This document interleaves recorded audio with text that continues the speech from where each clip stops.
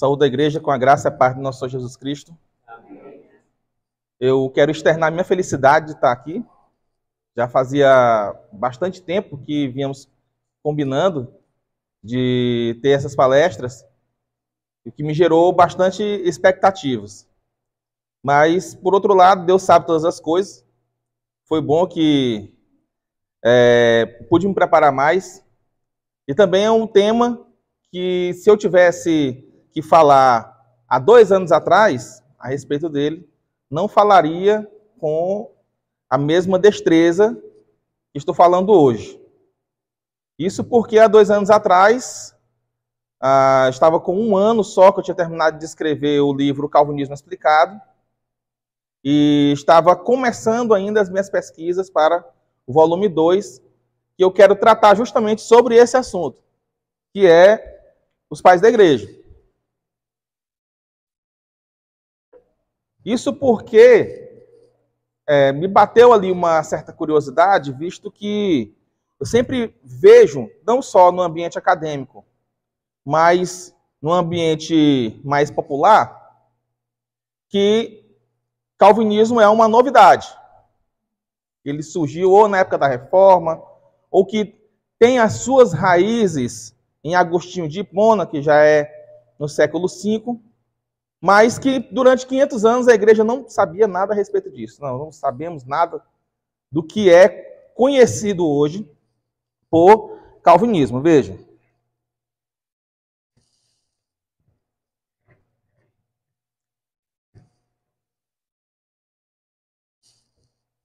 O calvinismo realmente surge na época da Reforma. Mas o que nós estamos a falar é se as doutrinas que os calvinistas defenderam, se já existiam antes deles. Essa é a questão. O que não existia por nome só, né? O calvinismo surge por nome na Reforma Suíça. Claro, com suas peculiaridades em termos reformados. Mas se eu for afunilar e mudar esse nome e dizer assim, as doutrinas da graça, conforme foi explicado por aqueles reformadores, tem uma base nos primeiros pais da igreja ou nos pais da igreja em geral? Essa é a pergunta a se fazer.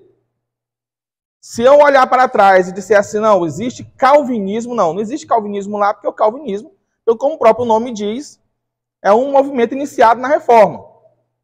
Mas as doutrinas, conforme foram ensinadas por aqueles reformados, aqueles homens da Reforma, se elas nasceram ali, se é um rompimento com o passado, se é uma novidade, e se nasceu nos pais da igreja, se é dos pais da igreja tardios, né? Ou seja, já no final ali da patrística, porque os primeiros cristãos não conheciam nada dessa doutrina.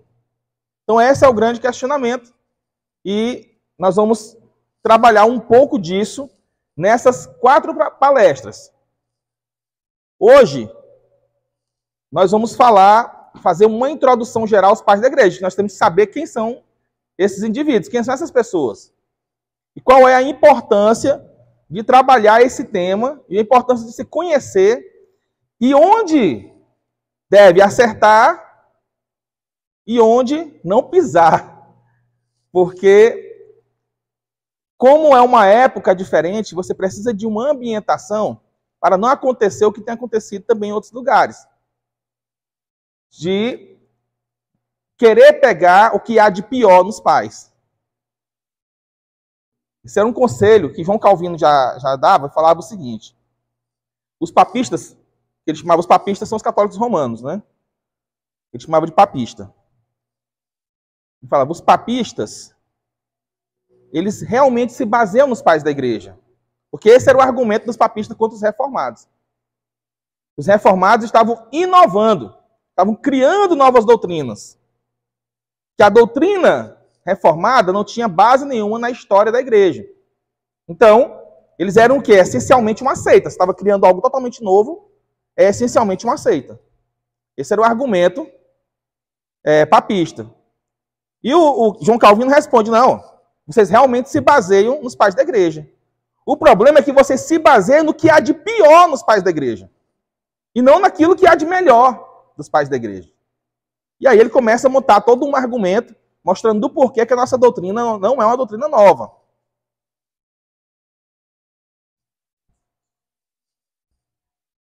Então, quem são os pais da igreja? Agostinho, que esse é o principal dos pais da igreja, tá? Essa é a data de nascimento dele, data de morte, 354, 430 depois de Cristo. Foi bispo de Hipona. E o mais importante para a igreja do Ocidente. Chamavam de pais da igreja os apóstolos e os patriarcas, só isso. Ele achava que pais da igreja eram os apóstolos. Ele não tinha essa noção que nós temos hoje de pais da igreja. Por quê? Porque ele estava no começo. Ele era os pais da igreja, mas ele não se entendia, ele não se via dessa forma. Ele não se via como ele sendo um pai de uma igreja que perduraria aí por 2.000 anos. Mas atualmente, nesse momento histórico, mas isso não foi, né, não é de agora não. Isso aí desde a época da Reforma já é assim. E antes da época da Reforma também já era assim. Se chamavam de pais da igreja os autores cristãos que escreveram e ensinaram a igreja entre o século I e o século VIII. Aqui, os especialistas eles acabam por ter algumas discordâncias. Uns acham que isso é até o século VI. Outros acham que acabou até com Agostinho. Outros acham que vai até o século VIII, que encerra com João Damasceno. E alguns outros, como mesmo alguns reformados, inclusive, alguns reformados, como William Perkins, por exemplo, ele acha que pai da igreja não é necessariamente esses indivíduos antigos, mas sim todos aqueles homens na história que contribuíram fortemente com o fortalecimento dos nossos dogmas. Então ele vai dizer que Tomás de Aquino é um pai da igreja, ele vai dizer que Lutero é um pai da igreja, que Calvino é um pai da igreja. Então ele vai chamar esses homens de pais e às vezes até de apóstolos, como Teófilo Gale chama, né? Mas não apóstolo no sentido forte do apóstolo bíblico, mas daquele apóstolo no sentido daquele que fortalece a doutrina, que ensina a doutrina, que fundamenta a igreja. Mas esse aí é o sentido menos apropriado para nós. Esse sentido mais amplo, né? Não há unanimidade na comunidade cristã sobre quem são os pais da igreja. Isso é verdade. Por isso que no próximo slide vai apresentar o nome dos pais da igreja, mas esse que assim que é consenso para todo mundo. Mas existem outros pais da igreja que são pais da igreja para uns e para outros não são. E aí eu vou mostrar para vocês o porquê disso. Mas costuma-se chamar pai da igreja aqueles que mantiveram sua ortodoxia de doutrina, foram aceitos pela igreja como elos importantes de transmissão da fé cristã, foram santos e terem vivido entre o final da era apostólica, ou seja, o pai da igreja, isso aqui tem um pequeno detalhe aqui. Tem pais da igreja que foram contemporâneos dos apóstolos. Por exemplo, Clemente Romano, ele conheceu pessoalmente São Paulo e São Pedro. Então daí você imagina a importância de um escrito que o indivíduo esse tem. Se ele conheceu pessoalmente os dois e foi discipulado por Paulo, então o escrito de um homem desse tem de extrema importância para a realidade da igreja. Então, imagina só, Clemente Romano, ele é citado na Bíblia. Você vê a importância desse homem. É citado em Filipenses. E tem os escritos dele. E a gente simplesmente passa por isso. Não. Eu acho que eu sei mais do que Clemente Romano. E conheceu Paulo pessoalmente. E aí eu vou aqui, não, eu mesmo vou ler aqui a Bíblia aqui, eu mesmo vou descobrir aqui as verdades que ninguém mais descobre, né?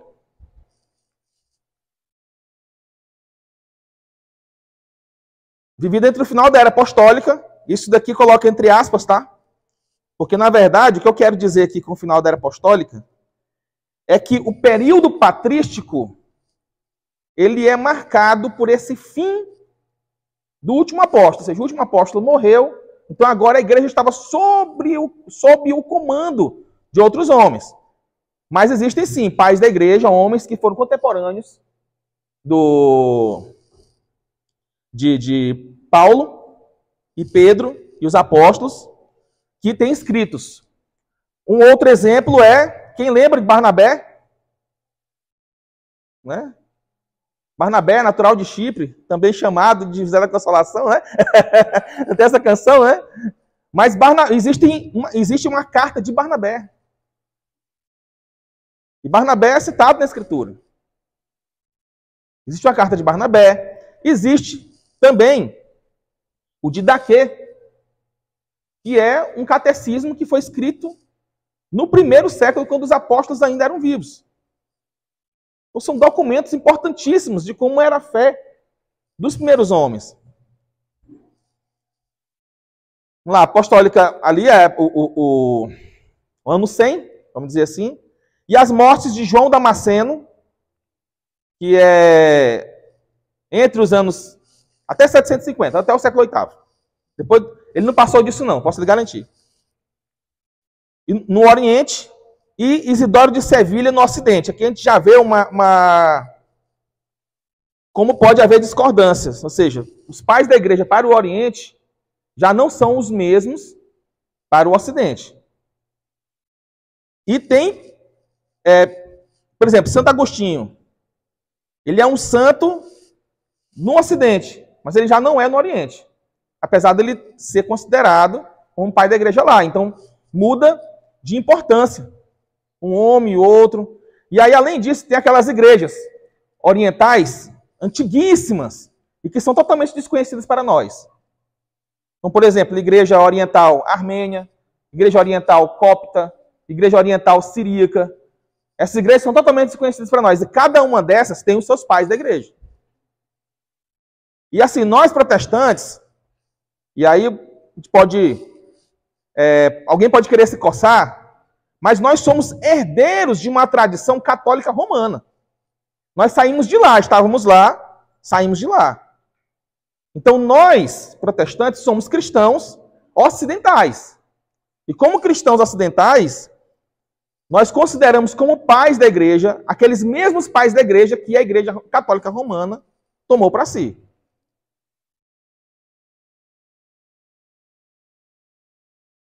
Olha aqui, ó, para nós, os protestantes, tendemos a considerar como pais da igreja somente os grandes homens até o século VI. Veja bem, entendemos. Isso não quer dizer que são todos. Os luteranos, por exemplo, vão além disso. Pois após isso, a doutrina se corrompeu muito. Então pensa que depois do século VI, houve um desvio tão grande de doutrina que aqueles homens têm menos autoridade que aqueles primeiros. Há algumas controvérsias sobre se consideramos alguns hereges como pais da igreja. Como Orígenes. Orígenes, ele defendeu o universalismo. Orígenes foi um pai da igreja do segundo século. De extrema importância, foi o homem mais capaz do seu tempo, em termos de teologia, de filosofia. Mas ele defendeu que até o diabo, no último dia, seria salvo. É bom para a gente atentar para isso, para a gente já começar a raciocinar que não é porque que ele viveu perto dos apóstolos, não é porque ele é muito antigo, que a doutrina era mais pura. É isso aí que a gente tem que tomar cuidado. E Tertuliano, né? Tertuliano, também um grande homem de Deus, mas que no final da vida caiu no montanismo. O montanismo, ele era uma doutrina gnóstica que acreditava que o Espírito Santo revelava as doutrinas além da Escritura através de uma ação direta do Espírito Santo. Isso aí foi condenado já na época, no segundo século, né? E é muito semelhante a algumas igrejas que a gente conhece hoje, né? Em que as pessoas elas entravam num transe Elas falavam uma língua que ninguém entendia e depois dizia que Deus tinha revelado a elas tal e tal coisa e defendiam que o dom de profecia estava vivo. Essa seita gnóstica do segundo século foi chamada, nessa crença, né, gnóstica, foi chamada de montanismo. E foi condenado pela igreja, já foi condenado pela igreja da época, né? Tertuliano, ele no final da vida, acabou se aproximando dessa crença. Aqui, ali. Então aqui temos uma relação de pais da igreja. Esse slide aqui ele vai ficar disponível, depois vocês podem levar com os senhores. No século I, vou colocar aqui os principais, tá? Inácio e Policarpo. Policarpo é aquele famoso discípulo de João. Policarpo é discípulo de João. Tem Justino Marte e Irineu, no século II. No século III, Tertuliano, Clemente de Alexandria, o Orígenes. Por isso que eu coloquei ali um asterisco em Tertuliano e Orígenes. Por quê? Porque há algumas tradições que acreditam o seguinte, olha, nenhum herege pode ser considerado pai da igreja. Por quê? Porque um dos critérios para ser pai da igreja é ele ter guardado a ortodoxia. Aí você tem um herege material e formal, né? Material e formal como pai da igreja. Só que outros vão dizer, não, isso aí não tem nada a ver, não. Ele foi um pai da igreja que errou em muitos pontos, mas que deu grandes contribuições em outros pontos. Dizem que a Igreja Católica Romana até hoje é origenista. Ou seja, dado o método que Orígenes formulou na época de interpretação da Escritura, que até hoje se bebe dos métodos de Orígenes. Então, assim, não é de se desprezar a autoridade dele. A de Cipriano, esse Cipriano aí, né, que chama de São Cipriano, não é daquele livro de macumba que tem por aí não, viu? Então o pessoal que confunde, será que esse São Cipriano é daquele livro lá de São Cipriano? O pessoal fica... Aquele livro de São Cipriano, ele surge na Idade Média, tá, gente? Arnóbio Lactâncio, século IV. Atanásio Eusébio de Cesareia. Isso aqui é importante. Eusébio de Cesareia, por exemplo, ele é um dos primeiros historiadores cristãos. Ele se propôs realmente a contar a história dos primeiros cristãos. Então, temos um tratado histórico ali do século IV e temos um acesso, né, a esse material. Hilário, esse cara é engraçado, né? Basílio, Gregório Nazianzo, Ambrósio, Jerônimo, Gregório de Nícia, Epifânio e João Crisóstomo. Cada pai da igreja, tem uns pais da igreja que contribuem mais, outros que contribuem menos. Tá, gente? No século V, Agostinho. Então, Agostinho, ele deu realmente um fundamento sistematizado para a crença da reforma. Então, a reforma ela é agostiniana. Cirilo de Alexandria, Teodoreto, Hilário de Arles, Próspero de Aquitânia, eu gosto também de Próspero, São Próspero. Leão I foi Papa. E aí aqui é um negócio interessante, por quê? Gregório Grande também foi Papa. Então o próprio João Calvino vai dizer, olha, o último Papa bom foi Gregório Grande. Ou seja, existiram papas bons. Homens santos, homens que desenvolveram, guardaram a ortodoxia. O problema aí foi a corrupção papista depois, né? A corrupção papal depois. A gente pode chegar lá mais na frente. Então vamos lá, importância dos pais da igreja. Eu passei um pouco corrido, naquela primeira parte ali eu sei que ninguém vai decorar o nome de todo mundo, né? Aí depois não adianta. Mas aí como o slide vai estar à disposição, depois vocês peguem lá e tem uma coleção, a coleção dos Verdinhos da Paulus. Que chama Os Verdinhos da Paulus. São vários livros de capa verde, são todos do mesmo jeitinho. Que foram publicados em português com uma quantidade de pais da igreja aí, escritos dos pais da igreja, né? Que é muito pouco comparado ao que existe. Mas já dá para dar uma estudada ali, se você quiser ler os documentos em primeira mão, lá de fontes. Defender a igreja de heresias em sua época. Por isso serve de modelo no combate a heresias. Então, a primeira importância é que eles nos passam essa mensagem: olha, guarde a ortodoxia. Se não guardar, a igreja vai ruir. Na época deles, eles tiveram que guardar a igreja de muitos hereges. No primeiro século, quando a gente for falar da história dos concílios, aí vai ficar mais fácil para mostrar para vocês as heresias que surgiram nesse tempo. Mas existiam no primeiro século, por exemplo, os gnósticos, que era um grupo muito diverso, que tinham várias crenças. Mas, por exemplo, tinha gnóstico que ele dizia que o Deus do Antigo Testamento não era o Deus do Novo Testamento, não era o mesmo. Porque no Antigo Testamento o Deus era tão mau que, na verdade, o Deus aquele ali era o demiurgo. E que no Novo Testamento, aí sim, se apresentou o verdadeiro Deus, né, na figura de Jesus Cristo. E aí imagina agora um pai da igreja ter que defender a igreja de uma heresia dessa, sem ter um cânon fechado, como esse daqui que nós temos hoje.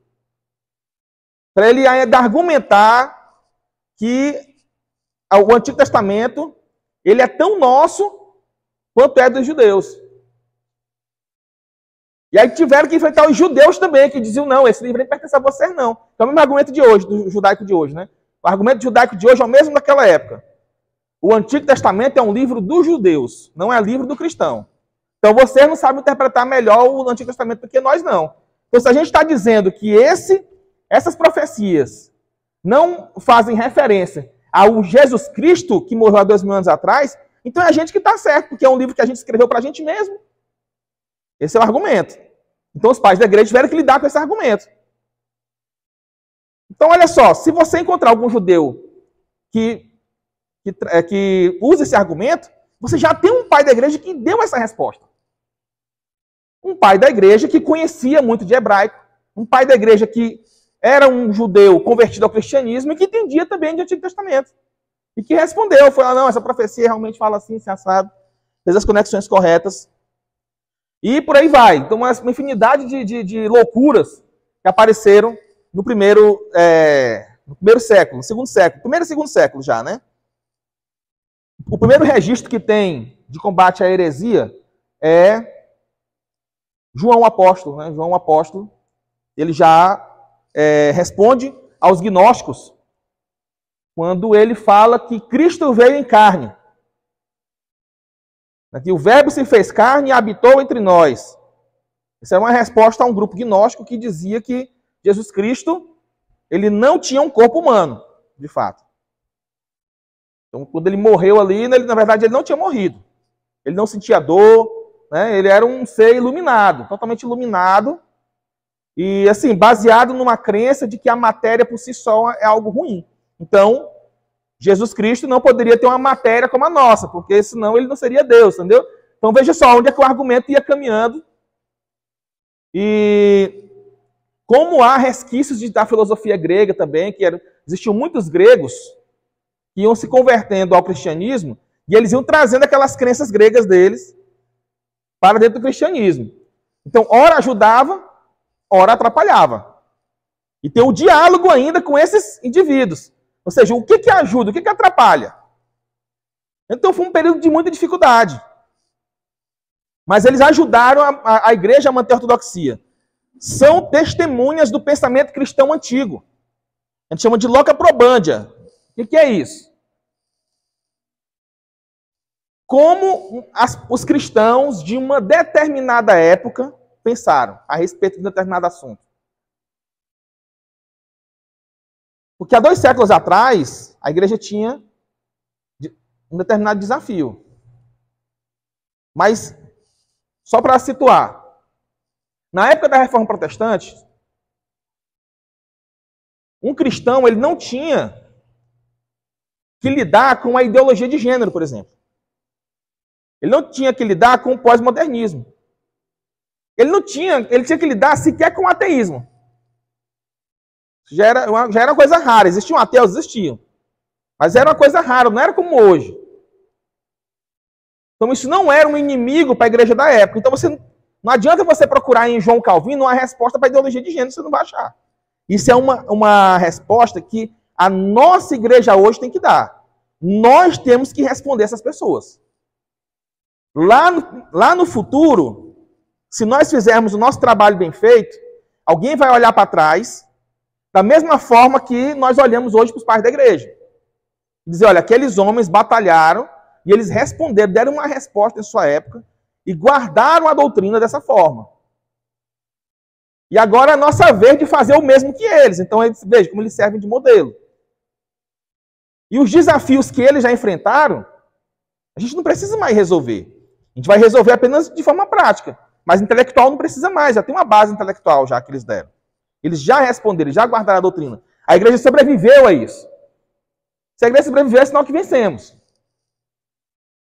Mas assim, ainda assim, é muito importante a gente saber como o cristão pensou em uma determinada época. Nem sempre os cristãos pensaram como hoje. Por exemplo, você pega o movimento monástico. Tinha aqueles monges, né, que eram bem ascéticos, se isolavam no deserto. Tinha um indivíduo que ele ficava num tronco de árvore, sentado lá em cima, lá sozinho, isolado. Aí você pensa, mas que loucura, né? O que tem a ver uma pessoa ficar isolada num mosteiro? Mas quando você pensa que essas pessoas, naquela época, estavam vindo de uma grande perseguição, mas agora a igreja estava debaixo de um novo decreto, né, de novos governantes, que tornaram o cristianismo a religião oficial do império, e que agora, ao invés de ser perseguido, não, você agora era homenageado por ser um cristão. Então, ser cristão se tornou muito fácil. Então, muitas pessoas estavam usando dessa facilidade para ter uma vida mais devassa. Então, o monasticismo ele foi uma resposta a esse movimento. Então, veja, não é que o monasticismo por si seja correto, mas a gente pode aprender como esses pais daquela época, como os cristãos daquela época, enfrentaram um determinado problema, que era o problema de uma devassidão que estava crescendo dentro do cristianismo, que era algo que era estranho até então. Porque aí começa, com a facilidade, vem muitos falsos cristãos, né? Começa a vir todo tipo de gente para dentro que é uma dificuldade que nós temos quando? Hoje. É uma dificuldade que nós temos, uma igreja fluida. A sociedade é fluida, a igreja também fica, porque nós somos um extrato da sociedade, né? Não tem como fugir disso, não. Só que a gente tem que ser uma resistência dentro dessa sociedade. Então, aqui, a igreja local, ela é uma instituição, por assim dizer, que fica no chão, no solo, num lugar duro, numa rocha, aquelas crenças antigas que não podem ser perdidas. E assim, usando de diversos métodos, tá? Um dos métodos foi o monasticismo, só para citar um exemplo. Produzir os credos, isso é muito importante. Nós temos o credo niceno-constantinopolitano, que é basicamente o credo da Trindade. O credo dos apóstolos, é produzido também nessa época. O credo dos apóstolos, ele é o único credo que ele é enunciado absolutamente por todos os cristãos. Todos. Mesmo as seitas enunciam esse credo. Então, ele em termos de catolicidade, ele é o documento mais católico que existe. Porque existem seitas, por exemplo, que não acreditam na Trindade. Mas o credo dos apóstolos, todas elas, conseguem enunciar sem problema algum. Foram movidos pela providência divina para definir o cânon bíblico. Vocês acham que isso aqui nasceu pronto, foi? Isso aqui caiu, tem um zíperzão assim, ó, caiu brilhando, nas tábuas de ouro. Foi tábua de ouro. Joseph Smith, né, aquele cara lá dos Mormons, achou as tábuas de ouro lá, daquele jeito, prontinho. Foi não, isso aqui foi confusão. Isso aqui foi confusão muito para chegar nessa aqui. Ó. A providência de Deus guiou a igreja dessa época para reconhecer quais eram os livros inspirados. Veja, a igreja, o homem, ele nunca concedeu a autoridade à escritura. Não. A autoridade da escritura ela é inerente a si mesmo. Mas Deus, pela sua providência, usou o Espírito Santo para que as pessoas daquela época pudessem reconhecer quais livros eram livros infalivelmente inspirados. E por causa desses homens, nós temos hoje a nossa regra de fé e prática, que é a Escritura. Imagina só o que seríamos nós, né? Cada um com sua Escritura. Não é que é cristianismo, né? Cada um com sua Escritura é complicado. Mesmo assim, mesmo algumas igrejas que têm mais ou menos livros do que nós, você pegar, por exemplo, os católicos romanos, os ortodoxos, que têm 7 livros a mais, esses livros, eles não saem, vamos dizer assim, de um escantilhão, usando aqui a linguagem do escantilhão, né? Escantilhão é no meio militar, é quando você vai atirar, e aí o escantilhão é um alvo pequenininho que você leva na sua mão para saber se todos os tiros ficaram dentro daquele alvo. Então, existe um determinado limite de livros na Escritura que ficou em disputa por muito tempo. Então, esses livros que a Igreja Católica acrescentou, eles não são livros inspirados para nós. Nós temos os nossos argumentos para isso. Mas também não foram livros que eles inventaram da cabeça deles. Esses livros eles estiveram em disputa por muito tempo. Então você tem uma igreja armênia que passou um bom tempo acreditando num cano igual ao nosso. Aí você tem outras igrejas que acreditam em um cano maior, num cano menor, mas nunca assim algo totalmente destoante. Eu acho que o que mais destoa assim é a igreja etíope, que acredita que o livro de Enoque é um livro canônico. Mas fora isso, eu não conheço assim algo totalmente... Que alguém que pegou um livro totalmente gnóstico, por exemplo, daquela época do segundo século, por exemplo, Evangelho de Barnabé, tem o Evangelho de Barnabé. Evangelho de Barnabé, Evangelho de Tiago, Apocalipse de Pedro. São textos que eles foram recusados desde o começo e ninguém colocou no cano bíblico. Mas, de qualquer forma, é importante você ler os pais da igreja e ver a forma como eles se relacionavam com a Escritura antes dela existir como cano fechado. Vamos lá. Registraram vários acontecimentos históricos, sendo uma fonte inestimável de eventos importantes do passado cristão. Então, eles viveram aquela época. Então, eles são fontes oculares de eventos que aconteceram. São modelos de condutas, já que são reconhecidos por serem santos. Isso daqui é um ponto muito importante. Existiu o pai da igreja herege? Existiu. Existiu pai da igreja rico, pobre, que sabia mais, sabia menos. Tinha pai da igreja que não conhecia nem grego nem hebraico, só sabia latim. Pais da igreja com limitações diversas. Mas você não conhece nenhum pai da igreja que foi um homem devasso. Todos eles foram modelos de conduta em sua época. Então isso é algo muito importante, porque você pode se espelhar na vida desses grandes homens que ajudaram a construir a igreja e que tinha uma conduta exemplar como cristão. E responder os questionamentos que temos hoje. Isso é uma coisa importante. Não existe heresia nova. Pode existir desafios novos. Mas heresia nova, essa não existe.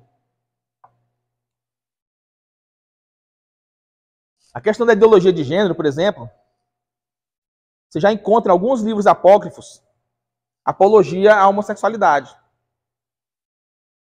Então você vê, desde aquela época, porque o cristianismo ele é uma exceção, na verdade. Uma das exceções, né? Mas a maioria das religiões gregas e romanas, a homossexualidade era vista como virtude, não era nem visto como algo assim aceitável. Não é porque é aceitável, não, era visto como virtude, como aquilo que era principal. Então, facilmente, alguns cristãos também se contaminaram com essa ideia na época. E aqui eu ia começar a falar sobre os concílios, que são 9 horas. Estica? Vamos passar para a pergunta de resposta? Ah, sim, sim. Começar amanhã no horário. Lá no Piauí a gente fala assim, estica, né? Estica quer dizer, continua andando, vai embora. Meus irmãos, vou passar por algumas perguntas e respostas, eu vou abrir fazendo, e aí vocês depois vão levantar a mão se tiver dúvida. Vou fazer 15 minutos, perguntas mais rápidas. Porém, eu tenho 3 perguntas, mas vão ser tudo interligadas, tá? Uhum. Bem rápido. Primeira, como responder as pessoas que dizem, eu interpreto assim? Uhum. Gente, o cano fechou, então, diferente dos pais, nós já temos o cano. Uhum. Mas você interpreta desse jeito, interpreta desse outro, tá, primeiro. A segunda, explica a diferença entre heresia formal e heresia material, que você citou. E foi Orígenes que diz que havia uma nova interpretação, que a igreja católica, a igreja romana, ela bebe muito Orígenes, você citou por isso. Sim. Parece que o pensamento de Orígenes fica muito próximo ao pensamento de muitas neopentecostais hoje. Uma coisa assim, eu estou revelando, eis que te digo, ou línguas estranhas que não tem um momento de êxtase, parece muito. Apesar delas se dizerem, ou muitas seguem, né? Estou tentando saber que é uma pergunta aqui, as escrituras. Como fazer essa diferenciação e como explicar para uma pessoa que você está vendo que está abraçando a heresia do primeiro século, demonstrar para ela o erro. Então, a primeira, eu interpreto como eu quero. A segunda, diferença entre heresia material e formal. E a terceira, como explicar para uma pessoa que está indo para parece que está indo para um caminho que já foi decidido pela igreja, que ela tem um erro. Eu acho que quando eu terminar de responder a primeira pergunta, já não lembro mais o que ele perguntou. A segunda. Mas olha, as pessoas que dizem assim, eu interpreto assim, elas têm que cuidar para não confundir a própria coisa, que é a escritura, com aquilo que ela pensa da coisa. Então, o que eu vejo de forma muito comum é que o indivíduo olha para a escritura e ele tem uma interpretação da escritura e ele confunde a interpretação com a própria escritura. Então, ele diz assim, não, se a Bíblia diz assim, e aí todos aqueles outros que pensam diferente dele já taxam logo de herege. Não, é herege. Por quê? Porque ele está confundindo a interpretação dele com a própria escritura. É óbvio que se ele extraiu o sentido correto da escritura, vai ser escritura. Mas nem sempre é assim. E aí que está. Como ele vai saber que aquela interpretação que ele está dando é o sentido correto da escritura? Ora, qual é o primeiro ponto que deve ser observado? Eu fui assessorado pelo Espírito Santo na hora que eu estava interpretando a Escritura. Todo mundo que diz que está certo, ele vai dizer que sim, óbvio. Vai dizer que foi assessorado pelo diabo, né? Ou que foi pela própria cabeça dele. Ninguém vai dizer isso. Não, foi o Espírito Santo. Aí a segunda pergunta decorrente dessa é: esse Espírito Santo só fala contigo? Ou a igreja de 2000 anos ficou abandonada e tu agora é o profeta revelador? Então essa é a importância, porque o Espírito Santo que fala comigo, que fala com o pastor Paulo Júnior, ele falou também com a igreja do passado. O Espírito Santo já falava com os primeiros pais, já falava com os medievais, já falava com os reformadores.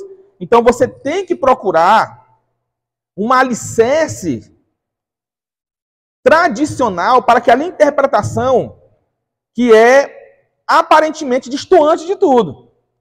Porque ninguém vai falar assim, eu interpreto assim, para uma crença que todo mundo acredita. Geralmente esse argumento ele vem quando? Quando você quer questionar algo que é muito bem estabelecido.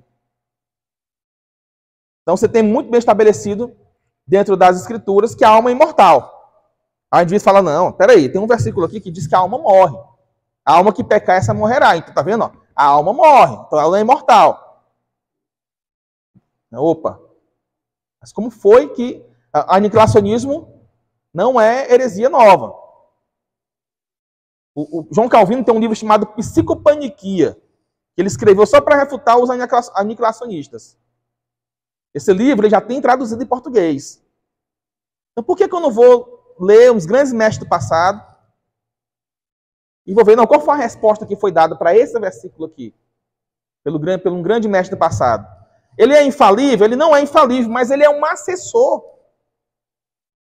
Ele é um assessor, ele é um homem que viveu debaixo da provisão divina e que pode ajudar você a encontrar a melhor resposta. Não estou falando só de João Calvino, não. Estou falando de todos os grandes homens de Deus na história.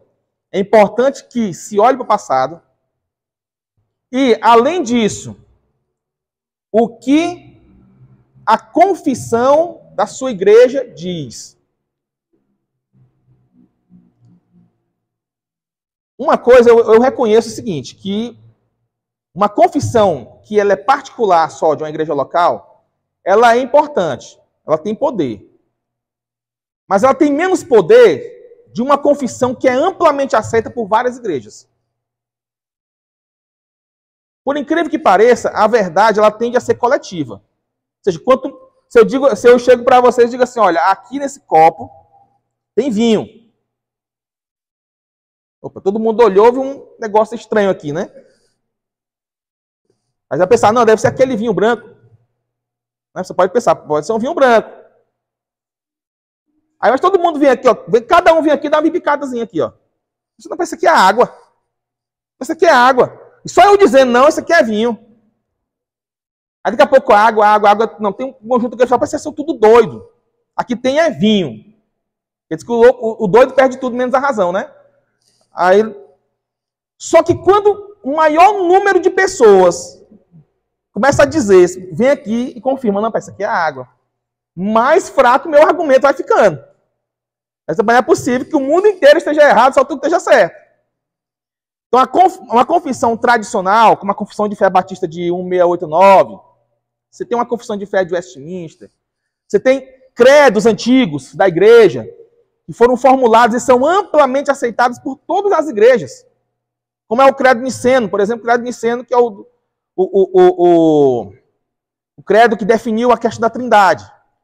A igreja cristã é trinitariana. Então todo mundo endossa esse credo. E aí vem um indivíduo agora, diz assim, não, eu interpreto aqui que Jesus não é Deus. Aí ele vai olhar para a cristandade inteira e diz, não, a cristandade inteira está errada, só eu que estou certo.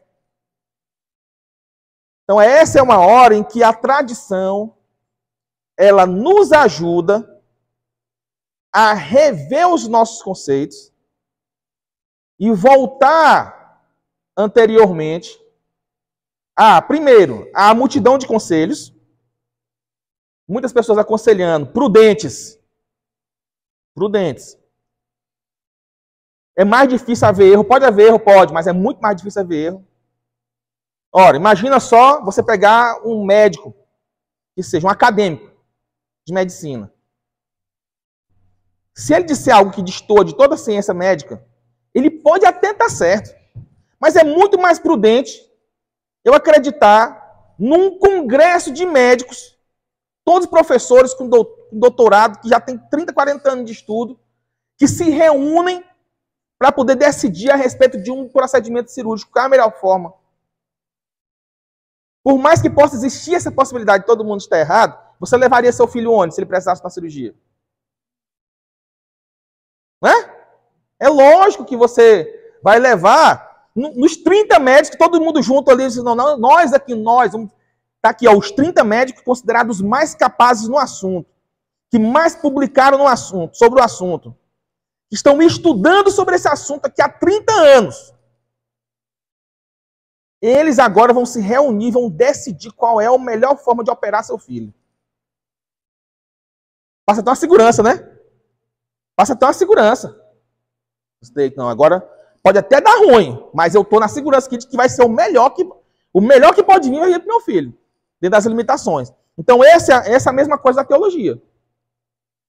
A confissão de fé de Westminster, por exemplo, ela foi escrita pelos homens mais capazes de sua época. Mais capazes. Gente que estudou a vida inteira. E o estudo de teologia naquela época não era EAD não, viu? Não era esses estudos de hoje, não. Um negócio, era difícil mesmo. O cara, ele formava em teologia, ele tinha que sair falando pelo menos 5 línguas ali. E aí, para uma pessoa chegar hoje, abrir a Bíblia aqui e falar, aquele cara ali era herege. Não, peraí. É hora de você fazer esse exercício de humildade e dizer, olha, por enquanto eu não estou concordando, mas eu quero conhecer mais sobre esse assunto. Você voltar lá e continuar a sua leitura. Esse é o primeiro. A diferença entre heresia material e formal. Existem declarações que são feitas que elas não necessariamente atingem o proceder da pessoa. Então, eu estava até conversando hoje com o pastor. Tem pentecostal que ele é arminiano. Ele acredita realmente que a salvação dele está, em última instância, em um poder de escolha que ele faz de fazer um bom ou mau uso de uma graça preveniente. Então, ele, no final das contas, ele decide. A predileção não é de Deus, a predileção é dele. Se Deus dará continuidade à sua salvação ou não, quem escolhe é o homem.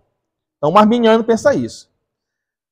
Só que quando você vai conversar com um pentecostal, a maioria deles, pelo menos os eleitos, que eu acredito que os eleitos são guardados da heresia formal, mesmo aqueles que são ensinados de forma errada, Deus tapa o ouvido dele para a heresia. E ele chega e vai dizer assim, olha, quando Deus te pegar, você não tem como resistir. Não, Deus é soberano. Confie em Deus, porque Deus está fazendo isso, Deus permitiu que isso acontecesse, mas é para o seu bem. Deus tem um propósito, Deus tem um plano na sua vida. Tudo isso é calvinismo. E não pode ser se não for debaixo dessa ótica. Porque na medida que eu digo que a vontade de Deus é em si resistível, ou seja, o homem pode resistir à vontade de Deus, então não existe plano de Deus para a minha vida. Não tem como. É um plano que pode até existir um plano, mas eu não posso dizer para ti, Deus tem um plano na tua vida, e tu se confiar nisso, porque tu não tem certeza que esse plano vai se concretizar. Tu não tem certeza que está debaixo realmente de uma condução divina. Mas veja, como o herege material, formalmente ele não é. Muitas vezes ele não é formalmente. Então ele fala como se não existisse aquela heresia para ele. A terceira pergunta foi? A questão de origem sobre a heresia do primeiro século foi Tertuliano. Os montanistas, qual era a diferença dos montanistas para os pentecostais de hoje? Não que não possa existir pentecostais que pensem dessa forma, mas há uma similaridade grande, principalmente na questão de falar em línguas que ninguém entendia. Isso daí não era parte da igreja, da ortodoxia da igreja, isso aí foi uma heresia montanista, falar numa língua que ninguém conhecia. Porém, quando eles falavam de uma revelação, eles não estavam necessariamente falando dessas revelações que os pentecostais têm hoje. Você, levante aí. Eu estou aqui, vou revelar aqui que você está com problema de dinheiro. Poxa, mas você já botar qualquer um vai ter problema de dinheiro, meu amigo. Né? Mas tem essas revelações de pecados ocultos, né? Tem essas revelações na igreja pentecostal que são mais comuns dessa forma. Ou então Deus me revelou que você vai ser um missionário. Daqui a quantos anos? Daqui a 30. Né? Que aí ninguém está mais vivo, ninguém vai nem lembrar do que ele falou, né? Mas aí não, Deus revelou isso, revelou aquilo.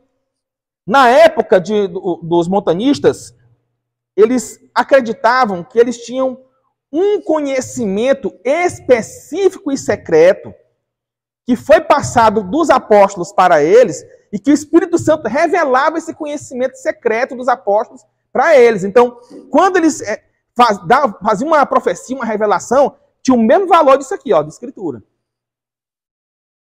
Então, esse era o problema dos montanistas. Então, a gente já nota aí um solo escritura já desde o começo.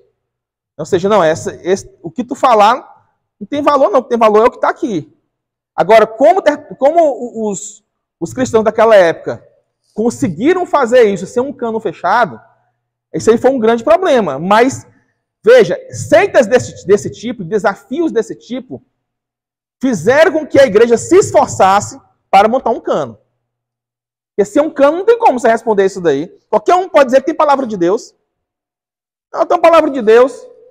Por quê? Você não tem um cano, agora não. Se eu digo, olha, isso aqui é palavra de Deus. Então,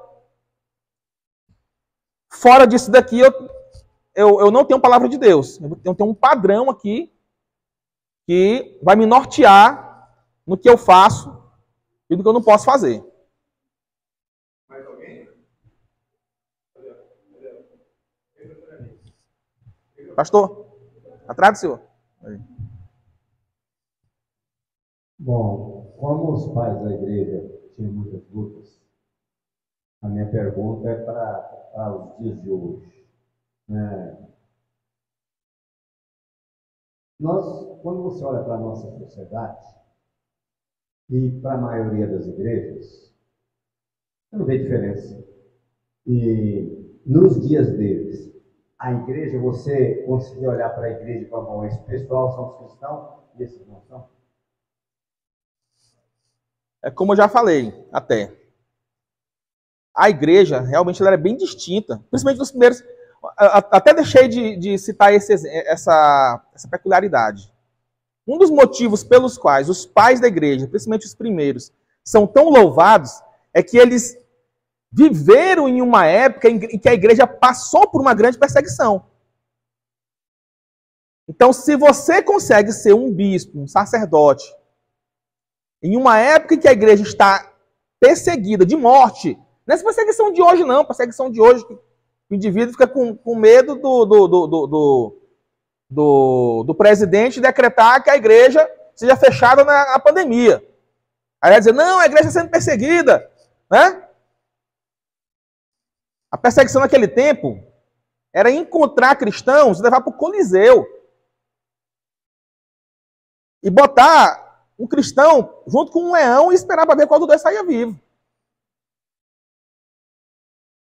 Essa aí era a morte da época. A perseguição da época. Era tocar fogo em cristão e colocar para servir de iluminação pública. Isso aí era a perseguição dos primeiros cristãos. Agora, como que eu vou dizer que alguém que se manteve firme nessa época, alguém que foi... Vocês acham por que o nome desse indivíduo vem aqui, ó? Cadê? Justino Marte. Tu acha que o nome dele é esse? Policarpo também, né? Foi martirizado. Então, um indivíduo desse que foi para o martírio e manteve a sua fé, não é um homem que eu devo desprezar o modo de vida como ele viveu. E a igreja era, sim, conhecida por ser distinta. E uma das distinções da igreja primitiva era que ela ajudava não só os de dentro, mas também os de fora. Era comum, em casos de guerra, os cristãos acudirem até mesmo os inimigos. Então, isso era uma grande diferença. O Didaquê, ele dá ali uma certa visão de como os primeiros cristãos viviam. Claro, além disso, os Atos Apóstolos, né, que são os primeiros atos dos primeiros cristãos, já mostra também mais ou menos ali como os primeiros cristãos viviam e como eles passaram a ser perseguidos. E era fácil identificar um cristão. Hoje, né, já está mais difícil. Já se confunde, né, o mundo com a igreja cristã. Antigamente, era mais comum você ter uma separação ali. Não, esse aqui é música do mundo, isso aqui é música de Deus. Isso aqui é roupa de crente, esse aqui não é roupa de crente. Até nisso, né? Hoje você vê que a prudência já está se distanciando também, né? Só que tem vídeo na internet aí o pastor falou, né? Do boné, quando a gente na igreja está de boné, a gente de camiseta, né? Você vê que... E aí a igreja com jogo de luz. E aí, quando você vai ver, tá todo mundo, gente dançando funk dentro da igreja. Aí faltou o respeito, né? Tanto faz ir na igreja como lá no mundo, tá na mesma coisa. Então, assim, realmente, a igreja antiga, ela era distinta. Se você pegar até mesmo a igreja medieval, que era uma igreja extremamente corrupta, ela, pelo menos na capa, ela ainda era diferente da sociedade. Embora, debaixo dos panos, fosse corrupta. Mas pelo menos ali de frente, ali, a primeira imagem que ela passava, era de uma igreja que era limpinha. Mas hoje nem isso mais, né? Tem mais isso não. Um dia eu passei, foi lá no Maranhão, Imperatriz do Maranhão. Eu fui lá, tinha, não sei se tem mais, tá? Isso aí foi em 2013, 2012. Tinha uma igreja lá, alguma coisa que eu não lembro mais o que era, do Cuspe Santo. Aí, meu amigo, não tem como se levar a sério um negócio desse, entendeu? A minha esposa fez parte de uma igreja lá em Igarapé que chamava Terra que Fumega. Não existe, tô te falando, não é brincadeira de internet, não existe. Então, quando começa assim, eu acho que assim futuro. Assim futuro. Última pergunta?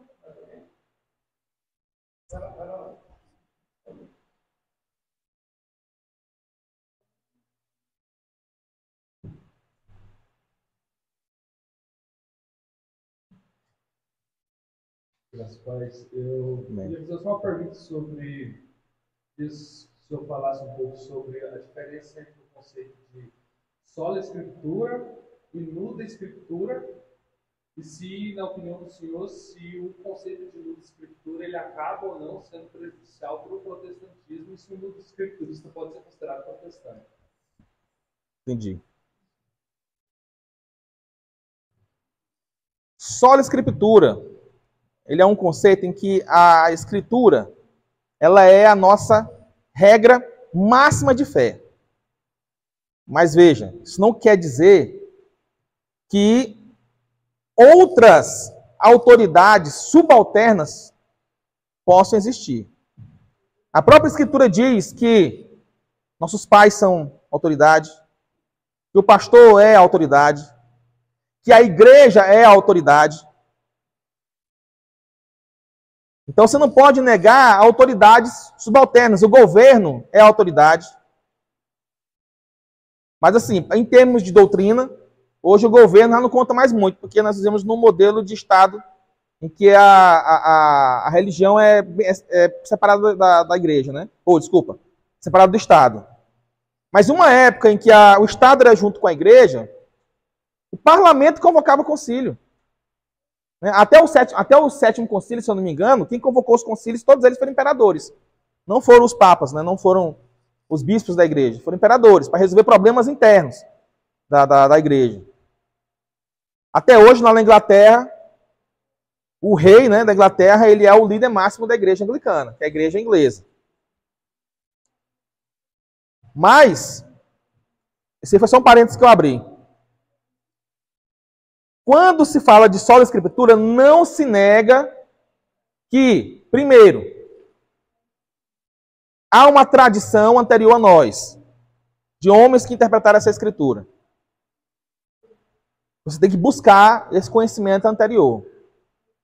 Segundo, sola escritura não quer dizer que qualquer um pode interpretar a escritura. Veja, o que sola escritura diz é que qualquer um pode examinar a escritura. É diferente. O que é examinar a escritura? É o que os bereanos fizeram. Se eu falar uma coisa aqui na frente, você pode ir lá na escritura, conferir se aquilo que eu falei é realmente daquela forma. Você pode conferir. Agora, você não pode pegar uma confissão, por exemplo, de uma igreja local, ou uma confissão de igrejas, como a confissão batista de 1689, só que pegando aqui o nosso exemplo, em que há igrejas no mundo inteiro que carregam essa confissão consigo. Você não pode chegar a você e dizer, eu discordo dessa tradição? Beleza, você discorda, você tem o direito, né, de discordar da afirmação de qualquer homem. Você tem esse direito. Agora, o que você não pode, sozinho, é mudar essa crença da igreja. Ou seja, você pode discordar do pensamento, mas não tem como você sozinho mudar a crença da igreja, a não ser que seja também através da convocação de um concílio em que as igrejas daquele lugar decidam mudar aquele documento. Então, uma coisa é a crença geral da igreja. Essa crença geral da igreja, gente, é igual pregação de domingo. Quando o pastor chega aqui no domingo para pregar, ele passou a semana inteira se preparando. Então é muito complicado ele chegar agora aqui e dizer assim, olha pessoal, eu tinha preparado uma palavra, mas o Espírito Santo falou comigo agora e disse que a palavra é essa. Aí quer dizer também que o Espírito Santo não falou contigo a semana inteira. Ele fala agora. Porque na semana inteira tu orou, fez tudo, mas o Espírito Santo não falou contigo. A mesma coisa. O Espírito Santo não fala com a igreja inteira, mas fala contigo. Então aí é o primeiro ponto. Mas você pode formalmente levar a sua tese, questionar aquela confissão para o pastor local, que deve se reunir com outros pastores e pode mudar a confissão, pode. A confissão não é imutável, não. Mas desde que seja pelas vias normais. Por quê? Porque quando você questiona a confissão, você discorda da confissão. Mas você não está ali naquele momento... Você não pode, naquele momento, se colocar como a autoridade sobre a confissão. Porque a confissão ela vai continuar existindo. Então você não é autoridade sobre a confissão. Você tem direito de discordar dela só. Tá? Então, sola escritura, ela é baseada, primeiro, em a interpretação dos mestres reconhecidos e a produção de documentos que mostram o que aqueles mestres pensam a respeito da escritura. Inclusive, existem declarações infalíveis dentro das confissões. Por exemplo, quando a confissão diz que Jesus Cristo é o único e suficiente Salvador do homem, é uma declaração que não está na Escritura dessa forma, está na confissão e é uma declaração infalível, porque reflete exatamente o pensamento da Escritura. Então a confissão ela é infalível quando reflete exatamente o pensamento da Escritura.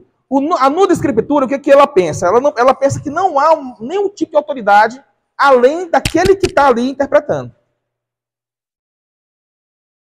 Isso veio muito com os anabatistas, que é uma ala da Reforma Protestante, né? Que assim, os reformados mais tradicionais, luteranos, os reformados ingleses, reformados continentais, sempre acreditaram que esses indivíduos eles eram hereges. E eles são, de fato, são aniquilacionistas, né? Donatistas e nudo-escrituristas. Eles negam toda a tradição anterior.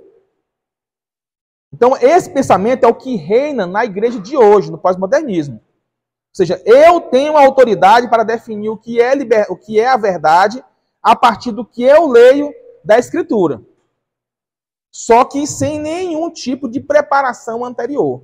A pessoa acha que se ela sabe ler, ela já está apta a lidar com esse livro aqui, que já teve gente que até morreu por causa dele, né? Então, a Escritura, por ser palavra de Deus, é um livro extremamente complexo, aí que deve ser avaliado com prudência. Só a Escritura, Bíblia, mais autoridades subalternas. Nuda Escritura, só Bíblia. Esse pensamento de nuda Escritura ele é danoso para a igreja, porque ele cai no relativismo total. Só a Escritura, bom para a igreja. É o modelo que a igreja sempre adotou.